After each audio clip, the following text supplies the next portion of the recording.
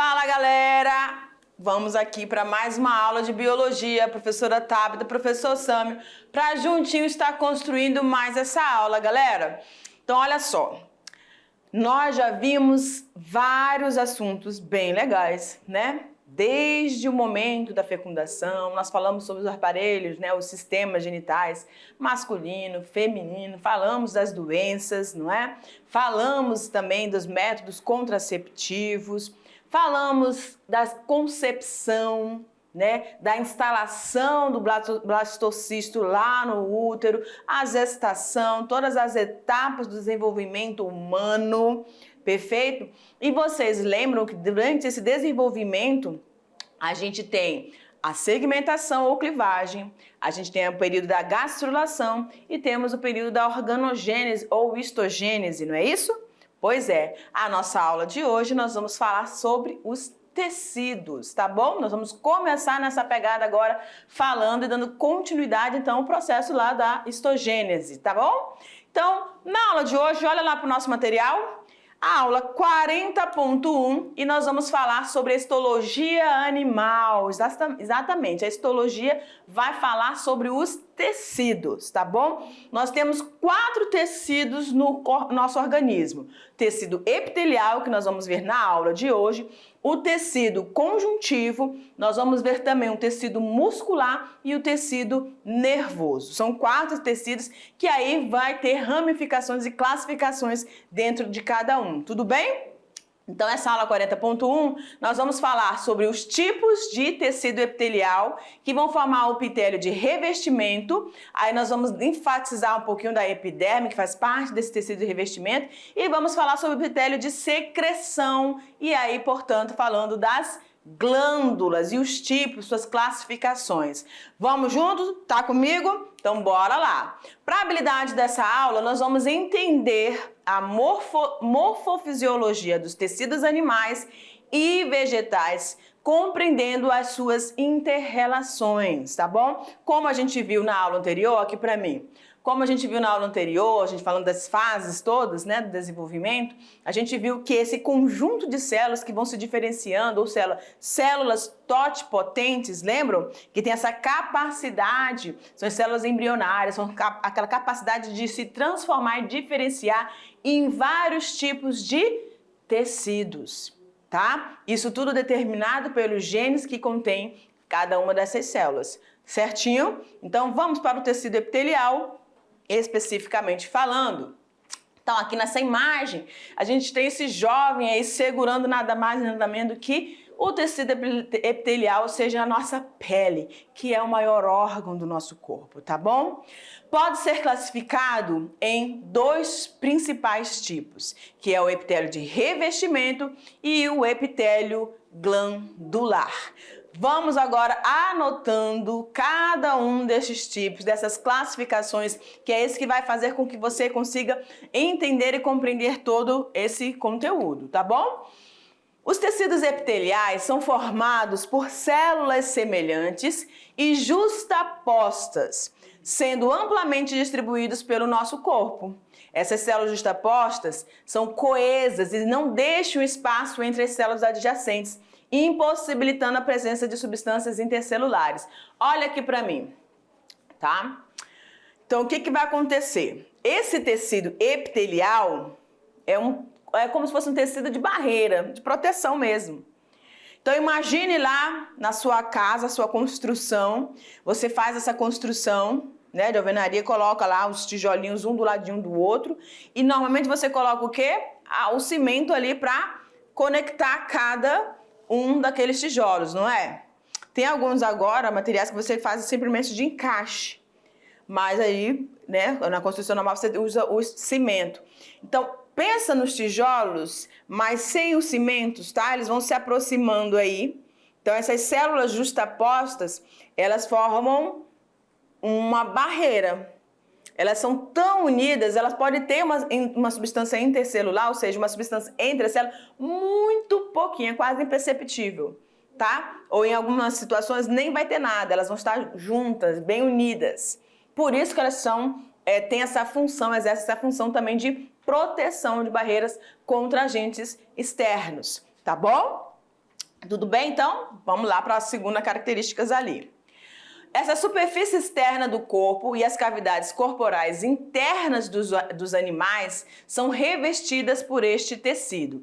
Então, todas as nossas estruturas externas e as internas, constituindo ali os nossos órgãos, tá? As nossas cavidades internas, são feitas ou são revestidas por esse tecido epitelial. O tecido epitelial vai desempenhar várias funções no nosso organismo e eu quero que você identifique e marque isso aí, tá bom? Olha lá.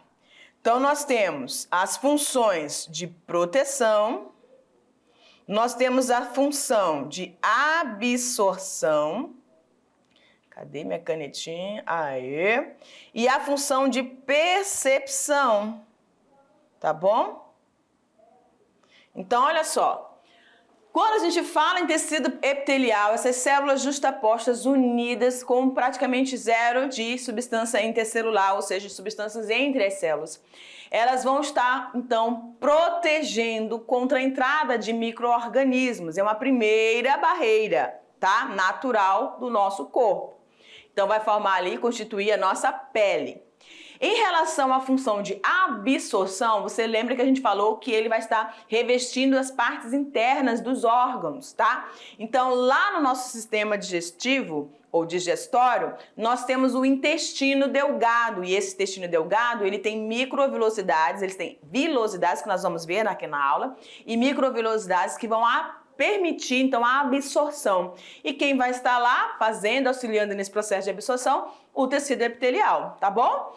E também temos essa função de percepção. Eita!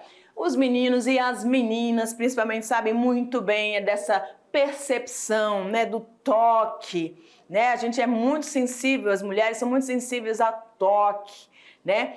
E a gente, não só ao toque, né, gente, um carinho é muito bom, né? Mas também ao calor, tá bom? Há uma como é que fala?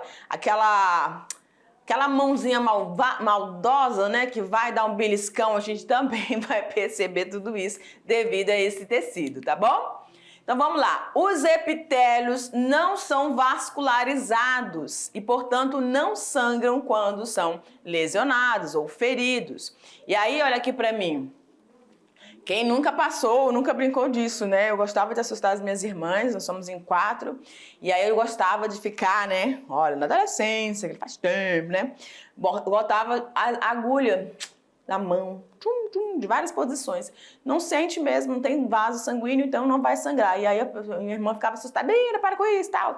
Mas a gente gosta de ver, fazer umas, né? Aprontar algumas situações. E aí eu costumava fazer essas situações aí. E isso prova a existência ou a ausência desses vasos vascularizados nesse tipo de tecido, tá bom? Vamos lá? A nutrição dessas células vai se fazer, então, por processo de difusão a partir dos capilares. Então, aqui a gente tem uma situação, tá? Um conceito. Você tem que lembrar do que é esse processo de difusão e você tem que lembrar dos capilares. Os capilares, vamos primeiro para a questão da difusão. Olha aqui para mim. Pode me colocar no quadrinho, não sei se ficar para melhor, mas tá.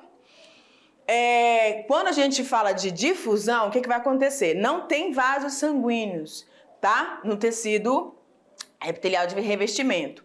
Mas existem capilares que chegam e que, através desses capilares, você lembra que são capilares? São vasos sanguíneos. Nós temos as veias, as artérias, as vênulas, as arteríolas e aí os vasos muito fininhos que são os capilares, e é justamente nos capilares onde você vai ter a realização das trocas gasosas de substâncias, tá bom? Então, nesses vasos finíssimos que nós temos chamados de capilares, eles chegam a esses tecidos que não têm vascularização e aí a célula recebe por difusão, ela vai absorver e vai, como as células estão justapostas, unidas, a célula absorve, vai passando para outra, que vai passando para outra. É como se fosse aquela imagem de você pegar uma água, um baldezinho de água, pega o balde de água, passa aqui, aí depois passa pro outro, passa pro outro, passa pro outro, tá? Mais ou menos essa ideia aí. Tudo bem? Joga lá no quadro. E aí a gente tem, então, esse processo ocorrendo para nutrir, para que essas células consigam receber todos os nutrientes necessários para ela continuar fazendo seu papel, tá? E isso tudo vai estar sendo passado através do tecido conjuntivo, né? Que vai estar ali adjacente, ou seja, próximo a esse tecido epitelial. Esse tecido conjuntivo é vascularizado. Tudo bem? Vamos seguindo? Ah, deixa eu mostrar aqui uma coisa para você, né? Enfatizar isso aqui. Lá em cima você tem uma imagem mostrando os tipos de células, tá bom? A gente vai falar mais um pouquinho disso aí. Mas eu queria que você prestasse atenção nesse tópico aqui, ó. Nesse ponto aqui. Aí. Então aqui você pode destacar aí no seu caderno, tá? As principais características desse tecido epitelial. Então, nós temos células justapostas, ou seja, células unidas, um do ladinho do outro. Pouco ou nenhuma substância intercelular, ou seja, não tem matriz ali entre as células. E eles são avasculares. Ele é um tecido avascular, sem vasos sanguíneos. E aí, em cima, você tem os tipos de células, tá? As cúbicas, aqui. Vocês têm a prismática e a achatada, ou também chamada de pavimentosa. E essas células, esses formatos dessas células, vão também permitir a identificação de uma classificação dentro desse tecido que nós vamos ver durante a aula. Vamos seguindo? Então, olha lá, o epitélio de revestimento, tá? As células formam camadas que revestirão tanto a superfície do corpo como órgãos e a cavidade interna. O tecido que reveste internamente o intestino delgado é um bom exemplo de epitélio especializado em que, gente? Absorver nutrientes. Tá? Então é nesse órgão que ocorre 100% da absorção de tudo que foi digerido, tá? Lá inicialmente na boca, no estômago e aí completado no intestino e absorvido, tá certo? No intestino delgado. Então, quem vai auxiliar nesse processo é esse epitélio de revestimento que faz parte do tecido epitelial. E ele vai permitir que eles passem da cavidade intestinal para o sangue. Tudo bem? Então vamos continuar. Aqui a gente está visualizando o intestino delgado, tá certo? E aí a gente está vendo aqui, ó, os capilares, tá bom? Que vão estar envolvendo, as vilosidades. São dobrazinhas, gente, que a gente tem dentro do intestino delgado.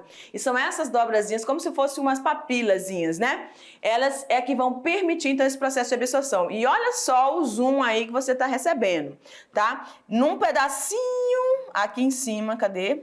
Num pedacinho aqui você tem essa microvilosidade. Então, você tem as vilosidades, que são essas papilas maiores, e em cada uma delas você tem milhares de microvilosidades. E essas microvilosidades, elas são constituídas por células de revestimentos, estão ali mostradas no zoom, tá bom? E essas células, você tá vendo que elas são alongadas, ou seja, elas são chamadas de células prismáticas, tá bom? E você pode observar que ela tem as estruturas ali como se fossem uns cíliozinhos para auxiliar. Ela precisa retirar o máximo, gente, de nutrientes. Que nutrientes, professor? As proteínas, os carboidratos, os lipídios, tá bom? Que foram digeridos aí durante o processo de digestão.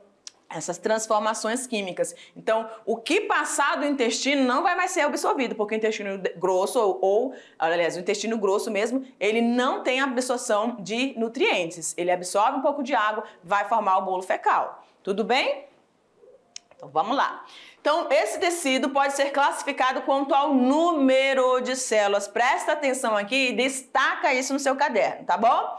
Então, o tecido epitelial, que é de revestimento ou glandular, e a gente está falando do epitelial, de revestimento, tá? Ele pode receber uma classificação, é como se você estivesse aqui, vai afunilando, tá?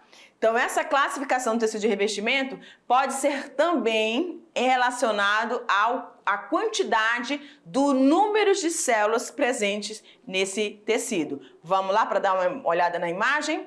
Então, olha só, observe bem. Então, quais são esses tipos de classificação em relação ao número de células? Você pode ter o simples, tá? O estratificado e pode também ter o pseudoestratificado. Observa as imagens embaixo e você vai ter uma ideia e a compreensão desses tipos de classificação. Então, aí embaixo você tá vendo a primeira figura, tá?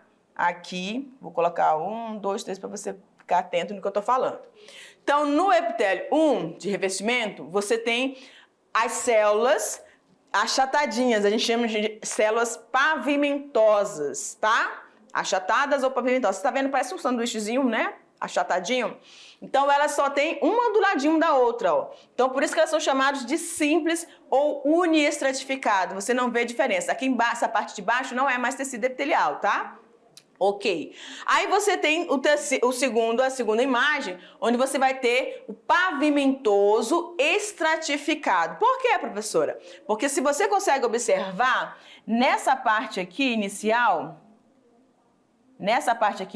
você tem as células pavimentosas. Tá vendo? Células achatadinhas, uma do ladinho da outra.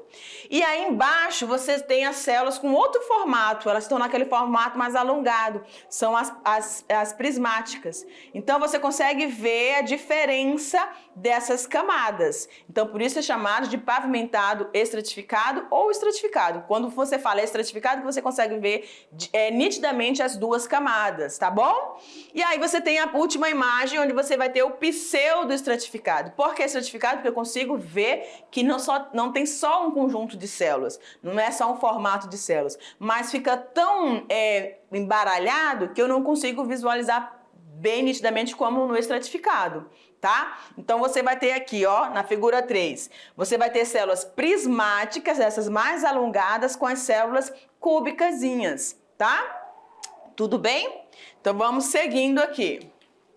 Aí nós temos uma classificação também, não só quanto ao número, que vai formar o epitélio simples, epitélio estratificado e o pseudoestratificado, mas também em relação ao formato, tá? As formas dessas células, que a gente já apresentou para vocês, as cúbicas, que são como se fossem os tijolinhos, as prismáticas e as pavimentosas ou achatadas, tá?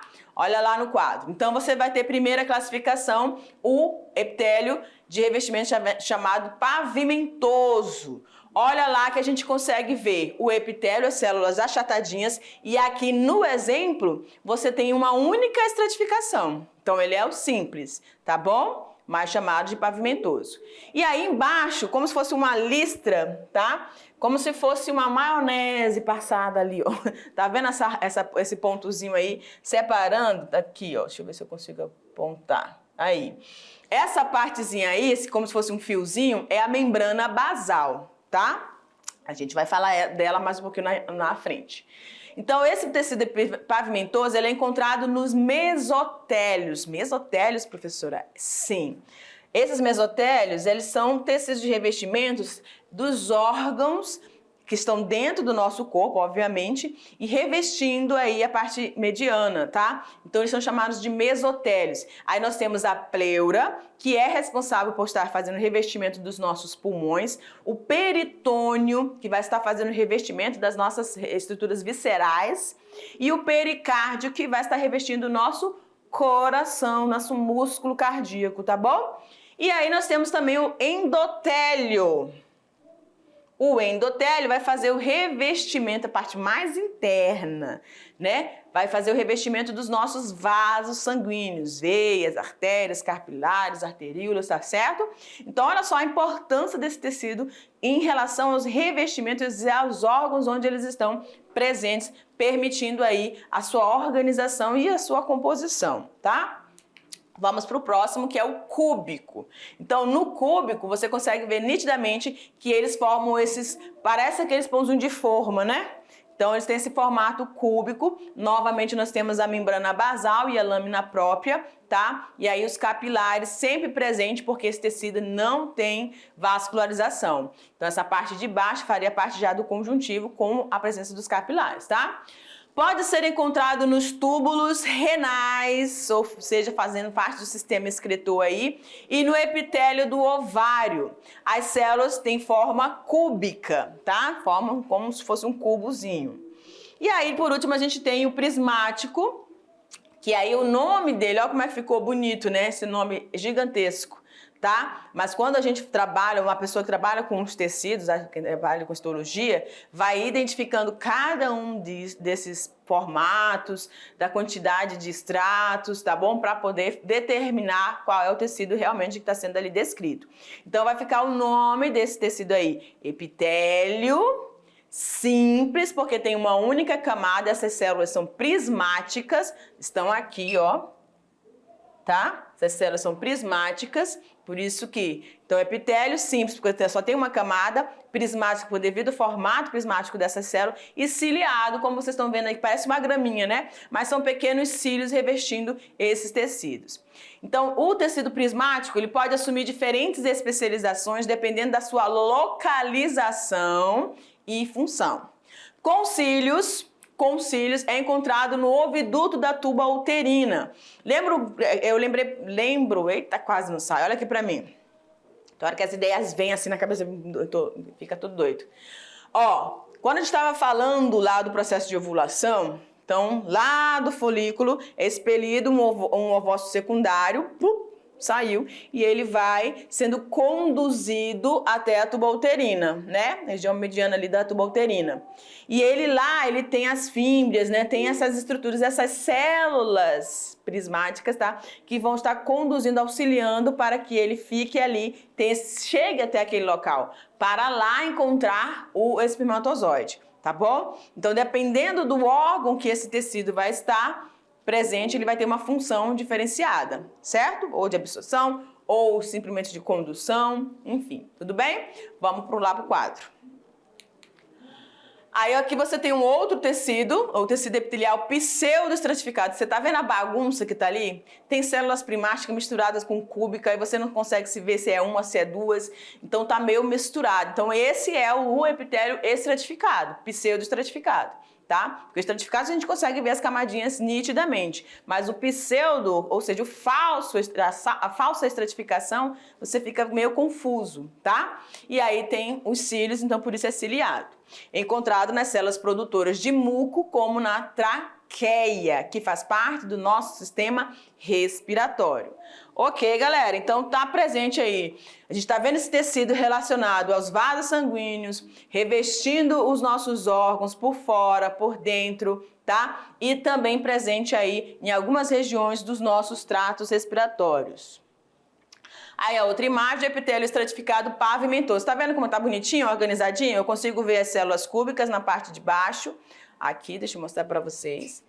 Essa parte aqui, tá? E os pavimentosos ou o pavimentoso aqui. Eita, que tá aí. Certinho? Então, você consegue ver as chatadinhas ou pavimentosas e as cúbicas certinhos sobre a lâmina basal ou membrana basal. Esse epitélio, ele vai fazer o revestimento estratificado, tá? E não queratinizado. Vai formar a nossa pele, tá? Vamos lá. E aí, falando nela, estamos aqui. A pele é o órgão de contato. Quem não gosta de ter o contato humano, né? Esse período aí pandêmico, a gente teve esse isolamento social e foi muito ruim, não é? Muito ruim pra gente que gosta de estar abraçando, gosta de estar tocando, sentindo esse calor humano. Então, olha só, nos vertebrados, a pele é importante órgão de contato com o meio. A conquista do ambiente terrestre pelos vertebrados tornou-se possível, entre outras coisas, a partir do isolamento e proteção do corpo e do mecanismo de relação do ser vivo com o meio. Então, essa pele nos permite interações que vão desde a nossa relação emocional, emotiva, social e também de sobrevivência, tá? Quando a gente perde a sensibilidade da pele por algumas doenças como a hanseníase, você perde a percepção, né? Essa percepção pode fazer com que pode colocar em risco a vida dessa pessoa. Então ele é um órgão muito importante. Vamos lá. A pele, órgão responsável pelas sensações táteis, apresenta diferentes tipos de sensores que registram, gente, olha só que interessante, e vão informar ao ser vivo como as variações de temperatura, calor ou frio, de pressão, ou seja, um aperto mais forte, ou um choque que você leva, ou um murro, tá jogando futebol, leva uma bolada nas pernas, ou leva uma bolada no rosto quando você tá distraído ali, só observando os colegas jogando, né? Já aconteceu com a prof. Ô, rapaz, é muito ruim. Então, essas sensações de temperaturas, pressão. E essa pele ainda é importante órgão de defesa. Por quê, professora? Lembra que a gente falou que elas estão justapostas, e quando elas estão justapostas, unidas, elas servem como a primeira barreira contra agentes ou externos, ou seja, os micro-organismos, tá bom? Então, olha só a aglomeração de funções destes sistemas, tá bom? Ou desse tecido, desse órgão. Perfeito, galera? Então, é bom, né? A gente ter essa informação de que esse órgão, essa pele, tá aí presente e nos ajudando nessas interações e também na nossa vida, tá? Na nossa sobrevivência. Vamos lá, então? Você tá vendo ali a pelezinha, a pessoa bem arrepiada, né? Sentiu frio, muito calor. Algumas outras sensações do nosso corpo, elas também provocam essas erições, né, do nossos pelos, tá? E também funcionam ali para barreira, né, do calor, retenção de calor.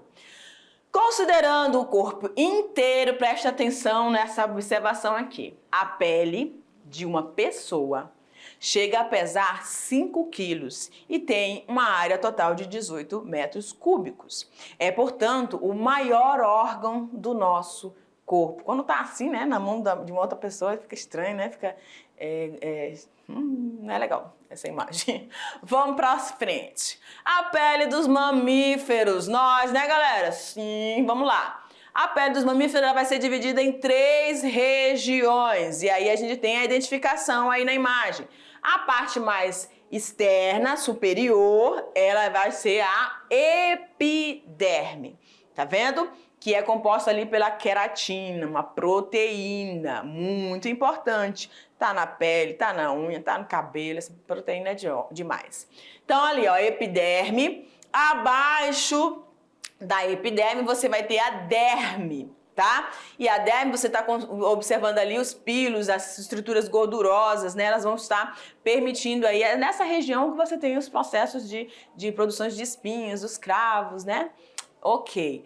E na hipoderme, então a epiderme, parte mais externa, parte mediana, a derme, e a hipoderme na parte inferior. Tudo bem? Você pode observar que entre a derme e a epiderme você tem a presença de vasos sanguíneos, tá? Então essa região é irrigada, tá certo?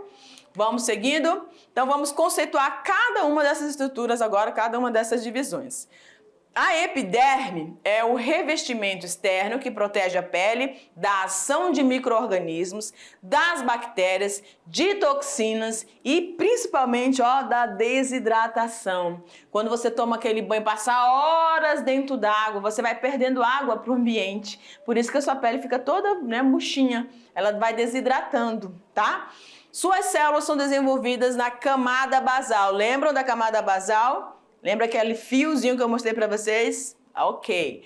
De onde migram em sentido à superfície da pele e vão amadurecer. Esse processo, né, é chamado de queratinização ou cornificação.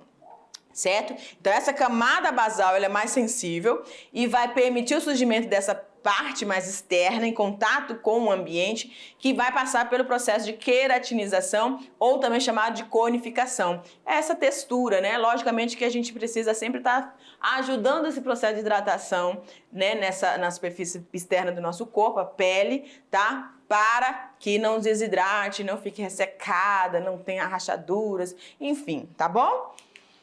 A derme é constituído por um tecido conjuntivo. É elástica, ou é a elasticidade, e firmeza que apresenta se dá por causa da elastina e do colágeno existentes, tá? Então você vai ter nessa derme, que é a segunda camada da pele, Já de tecido conjuntivo, tudo bem? Você tem a elastina, você tem o colágeno.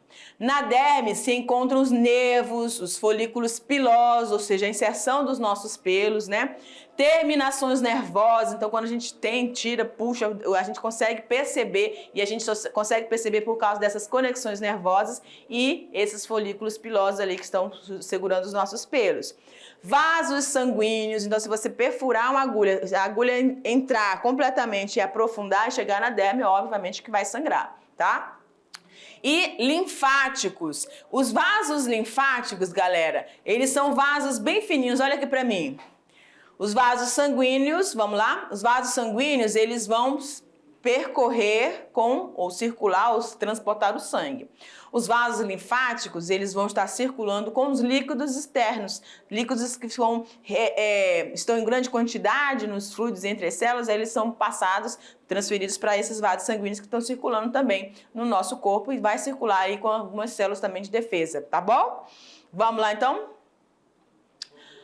Seguindo, ainda nós vamos encontrar nessa derme as glândulas sudoríparas e as glândulas sebáceas. As glândulas sebáceas são aquelas que dá trabalho, né? Que a gente passa tanta coisa e fica sempre com o rosto brilhando, sai iluminado na foto, né? Dá uma raiva. Mas acontece. E é uma proteção natural também, né, galera? É um sebo bom, tá bom? Não fique também, pele ressecada, pele seca também não é legal. O envelhecimento, ele é muito mais acentuado. E a última parte da pele, né, a última camada, que é a hipoderme. É uma das camadas da pele, também conhecida como tecido subcutâneo, tá lá embaixo, né? Essa camada é formada por vasos sanguíneos, fibras de colágeno e células adiposas. Então, lá na derme você tinha o colágeno, as elastinas, não é? Várias outras estruturas presentes ali. E agora aqui na hipoderme é muito rica em colágeno e também células adiposas. Desempenha funções como o isolamento do corpo, das variações externas, além de fixar a pele aos órgãos e outras estruturas. Tudo bem? Vamos seguindo. 3 estruturas da pele são derivadas da epiderme, né? São extremamente importantes na adaptação dos mamíferos ao ambiente terrestre, tá? 3 estruturas dessa epiderme são importantes para essas adaptações que nós, humanos e os demais mamíferos exercem no meio. Vamos conhecer? Então, anexos da pele, anota aí no seu caderno. Quais são esses anexos da pele, professora? O que vai ajudar, auxiliar ao nosso organismo e nos adaptarmos ao ambiente em que nós estamos inseridos? Então, você tem que pensar aqui no geral, tá? Na adaptação de mamíferos que estão no ambiente aquático, nos que estão no ambiente terrestre, nos que têm habilidade para o voo, tá bom? Nos que conseguem, e aí está em diferentes estratos aí da natureza, tudo bem? Quais são esses anexos? Então, a gente tem aí destacado os pelos, as glândulas sudoríparas e as glândulas sebáceas. Anotou no seu caderninho?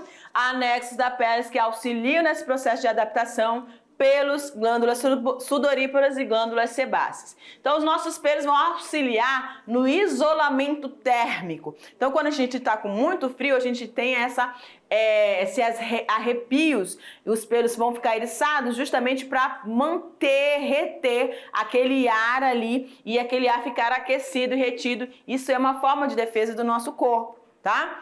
Glândulas sudoríparas, que vão desempenhar um papel importante na regulação da temperatura corpórea. Quando está muito quente, é óbvio, quem não já passou, né, por isso, você começa a transpirar muito, começa a pingar mesmo em algumas regiões, principalmente aqui na nossa região.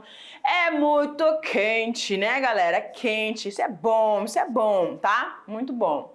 E aí esse calor faz com que a gente tenha um processo natural de resfriamento, que é a produção do nosso suor através dessas glândulas sudoríparas.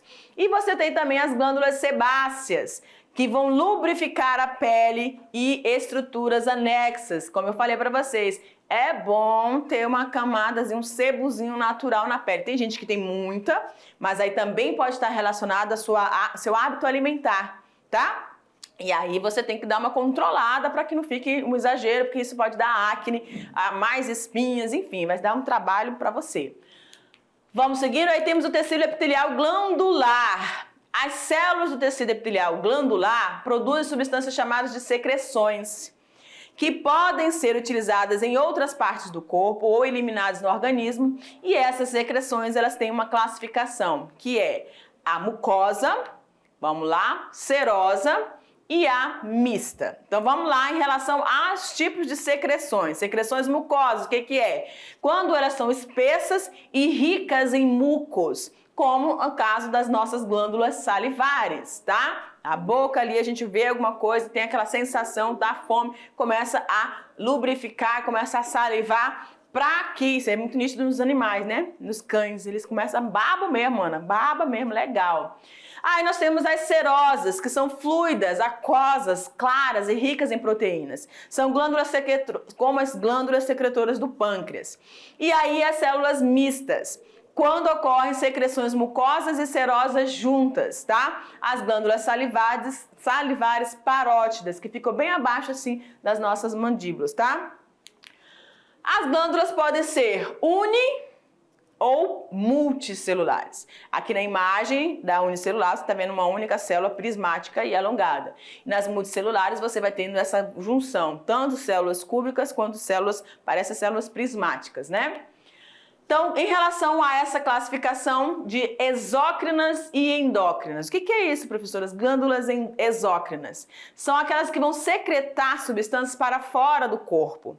Como exemplo, nós temos as glândulas do suor, que produzem o suor, que produzem as lágrimas, o leite materno, através das glândulas mamárias, e os sebos, através das glândulas sebáceas.